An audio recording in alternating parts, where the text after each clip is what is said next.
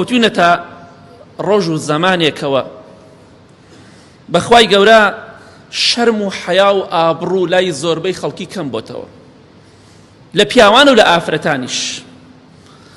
ئافرەتانی جاران ئەوانەی کە تەمەنێکیان زیاترە شتیان زیاتر بینیوە. ئێمە وەکو بیستمانە کە گسکی ئەدا بە دانیشتنەوە گسکی ئەدا نە ئەچەمایەوە.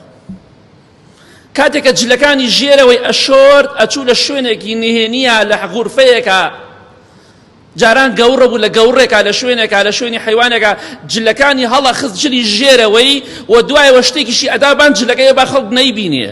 بەڵام ئەمڕۆ باجی دادەم لەبەر دەرگا خۆی شۆڕ ئەکاتەوە سنگی خۆی دەرەخا بۆ خەڵکی بە حساب گسکەدا و بەر دەرگا دەشۆرێت. کو ئەو حیا و شەرمەی جاران؟ کو ئەو حیا و شەرمەی دایک و نەنک و داپیرەی ئێمە هەیان بوو؟ کو ئەو شەرم و حیایی کە باو باپیری ئێمە هەیان بوو؟